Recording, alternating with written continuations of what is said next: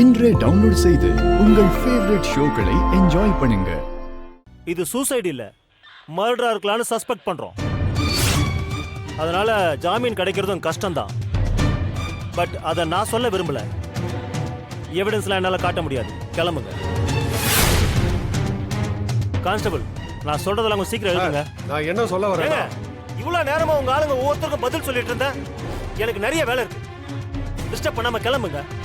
ஐயா, என்ன சார் இது? இன்ஸ்பெக்டர் இவ்வளவு கராரா இருக்காரு.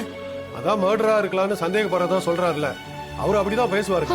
அப்படின்னா அவங்கள ஜாமீன்ல எடுக்க முடியாதா? அந்த பொண்ணுக்கு ரகுராம் ஐயா கல்யாணம் பண்ணி வைக்கிறதா வாக்கு கொடுத்திருக்காரு. சீனுவும் அந்த பொண்ணும் ஒரே ரூம்ல இருந்தது. கடைசி நேரத்துல அந்த பொண்ணுக்கு பார்த்த மாப்பிளைக்கு பதிலா சீனுவே மாப்பிளையா வந்தது. அப்புறம் பொண்ணு கையில அவ கைப்பட எழுதின லெட்டர். அப்புறம் அந்த பொண்ணோட அப்பா, புவனேஸ்வரி, ஊருக்காரங்க சில பேர், இப்படி எல்லாரும் கொடுத்திருக்கிற வாக்குமூலம் இது எல்லாமே இவங்களுக்கு எதிராக இருக்கு. அதனால ஜாமீன் கிடைக்கிறது கொஞ்சம் கஷ்டம்தான். என் பொண்ணு சாவுக்கு நியாயம் கிடைக்கணும். பணத்தை வாரி அரைச்சு பெரிய வக்கீல வச்சு வாதாடி தான் எந்த குற்றமும் செய்யலன்னு தாது கேச விட்டு வெளியில வந்தான். பாருங்க, கோர்ட்டு வாசல்லையே இவன் முன்னாடியே நான் எண்ணெயை ஊத்திக்கிட்டு எரிஞ்சிருவன். ஜாக்கிரதை.